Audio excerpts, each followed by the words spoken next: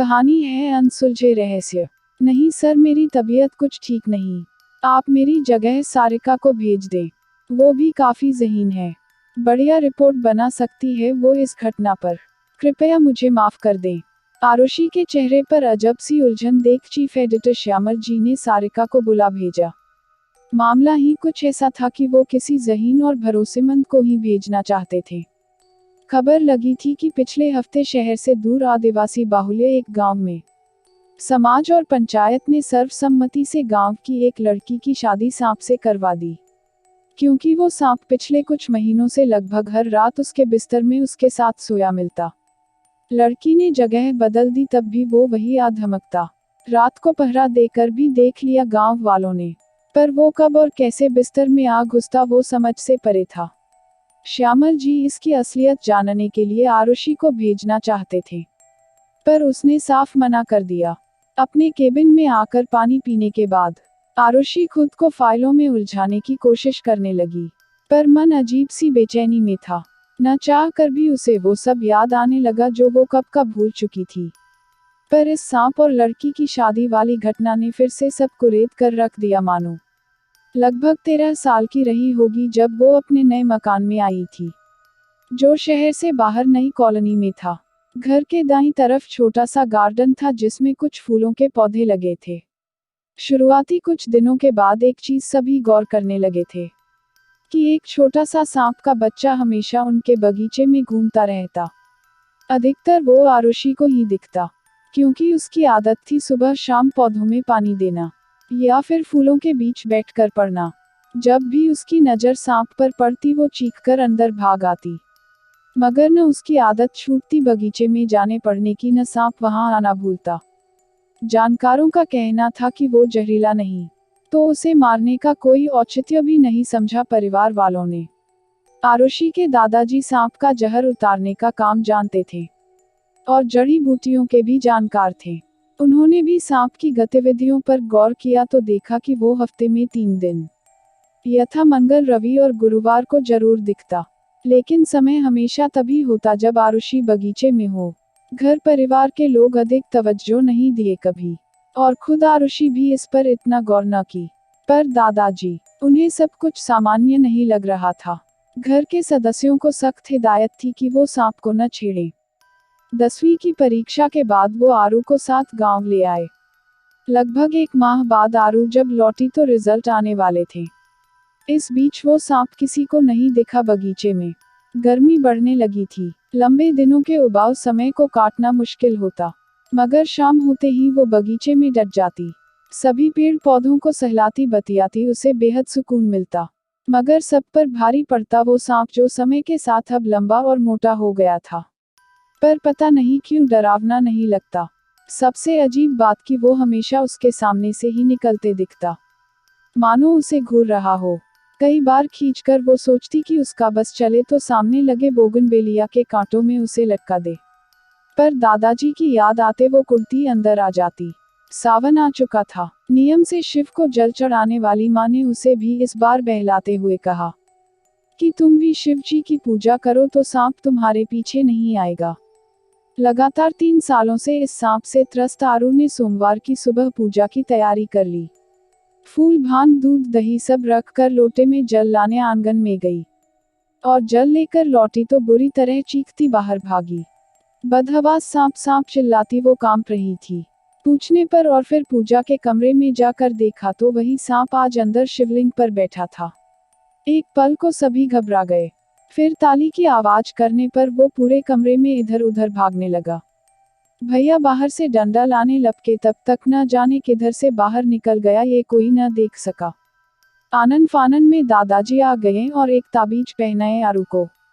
फिर मंत्रों से घर बांधा ताकि अब वो सांप परेशान न कर सके। कुछ दिन बीते न बीते कि एक दिन फिर हंगामा हो गया। इस बार सांप आरू की पलंग के पाए से लिपटा था। इस बार की हरकत से आरू परेशान होकर एक अजीब सी नफरत महसूस करने लगी थी सांप से, और अजीब बात यह कि वो डरती नहीं थी अब। दादाजी को समझा बुझा कर सभी रह गए, पर वो उसे मारने के खिलाफ थे। उनकी अनुपस्थिति में कितनी कोशिशें की गई पर वो छलावा सा गायब हो जाता। उसके दिन तय थे और निकलने का कारण भी। बारिश में आरू बगीचे में नहीं जाती तो वो सांप पोर्टिको तक टहलता आ जाता। कभी पूजा रूम कभी पलंग के पाए में बदस्तूर दिखता रहता, मगर कभी किसी पर फन नहीं उठाया न हानि पहुंचाई। अब तो सब उसे आरू के पिछले जन्म का प्रेमी घोषित कर उसकी मजा लेते। मम्मी भैया और उसकी खास सहेलियां अक्सर उससे पूछती, कैसा है बॉयफ्रेंड, और आरू रोने चिढ़ने से अधिक कुछ कर नहीं पाती। समय खिसकता गया। पढ़ाई पूरी होने के बाद रिश्तों का आना शुरू हो गया था। अक्सर वो लड़कों की तस्वीर, बायोडेटा वगैरह बगीचे में ही बैठकर देखती। उस समय अगर वो सांप रहता भी तो यूं तेजी से सनसनाता निकल जाता कि सभी हंस देते कि देखो तकलीफ हो रही है इसे। हमेशा इस घटना को मजाक में लेकर चलता परिवार, और कभी हानि नहीं पहुंचाने की वजह से उसे तवज्जो न देने वाले घर के लोग और सबसे अधिक लापरवाह आरू। खैर शादी हो गई और वो शहर से बहुत दूर दिल्ली आ बसी। उधर बगीचे की जिम्मेदारी भैया और फिर मम्मी के हाथों आ गई। सांप अब महीनों नहीं दिखता। कभी कभार मम्मी ही मजाक में आरू को याद दिला देती, अरे तेरा बॉयफ्रेंड परसों दिखा था, कमजोर और बीमार सा लग रहा था। ओह माँ आप भी ना, उसकी याद मत दिलाओ, पता नहीं किस जन्म का दुश्मन है। उसकी खींच पर मम्मी ठहाका लगा देती। शादी के बाद आरू 2-4 बार आई भी तो बहुत अधिक ध्यान नहीं दिया, पर दादाजी नोटिस करते रहे कि आरू के आने के एक आध दिन पहले से वो बगीचे में मंडराना शुरू कर देता। फिर आरू के जाने के बाद गायब। वो चिंतित रहते पर किसे कहें और क्या ये समझ नहीं पाते। पहली जचकी पर आरू मायके आ गई थी। ठंडी के दिन थे। दिन भर वहीं बगीचे में बच्ची को प्रॉन में लिटाए वहीं फोल्डिंग पर लेटी रहती। पति निशान आने वाले थे उस दिन। बेटी को तेल लगा वहीं प्रॉन में लिटा कर दूध लाने अंदर गई और जब लौटी तो चीख उठी। सभी दौड़ते बाहर आए तो देखा वही सांप प्रॉन से उतरकर गुलाब की झाड़ियों में घुस रहा था। दादाजी ने लपक कर बच्ची को उठाया और उसे जांचने लगे कि कहीं काट तो नहीं गया। उधर आरू घबराहट से चक्कर खा गिर गई। भाई और पापा थे नहीं। मम्मी गुस्से में भुनभुनाती जा रही थी और इसी बीच निशान भी आ गए। पहले तो वो भी घबरा गए पर दादाजी के आश्वस्त करने पर जान में जान आई। अंदर बैठे सभी इसी वर्षों पुरानी कहानी को निशान को सुना रहे थे, और वो आश्चर्य से आरू को घूर रहा था। कभी उसे इस अंधविश्वास की सांप मारना अपशगुन है पर बौखलाहट हो रही थी। कभी वो घर के लोग खासकर दादाजी को मानसिक विक्षिप्त मान अजीब नजरों से देखता। एक अजीब सा खौफ भी अब उसकी आंखों में दिख रहा था। ऊपर से सामान्य दिखाता वो लौट गया पर आरुषि का रोम रोम सुलग उठा। अगले दिन वो कामवाली बाई के पति और 2-3 लठैतों को बुलाकर उसे मारने का फरमान दे दी। 3 दिन तक लगातार कोशिशों के बाद भी वो कहीं न दिखा। चौथे दिन वो वहीं बैठी उसे कोस रही थी कि ठीक सामने मोगरे के तने से झूलता वो नजर आया। पहली बार अपना आपा खोती वो चीख उठी, क्या चाहते हो, कौन हो तुम, मैं नफरत करती हूँ तुमसे। ना जाने कितना कुछ बोलती रही, कोसती रही, रोती रही। अंत में थककर कहा, सब कहते हैं तुम पिछले जन्म के मीत हो। अगर ये सच है तो फिर मुझे तकलीफ में देख तुम खुश कैसे हो। अगर तुम में थोड़ी भी गैरत या प्यार है तो मेरी जिंदगी से चले जाओ। रोती सिसकती वो अंदर बिस्तर पर आ गिरी। दादाजी चुपचाप ये सब देख रहे थे। उन्होंने देखा कि वो सांप धीरे धीरे नीचे उतरकर उस जगह पर आ पहुंचा जहां आरू बैठी थी। 3 बार वहीं गोल गोल रेंगता रहा मानो प्रदक्षिणा ले रहा हो, फिर झाड़ियों में गायब हो गया।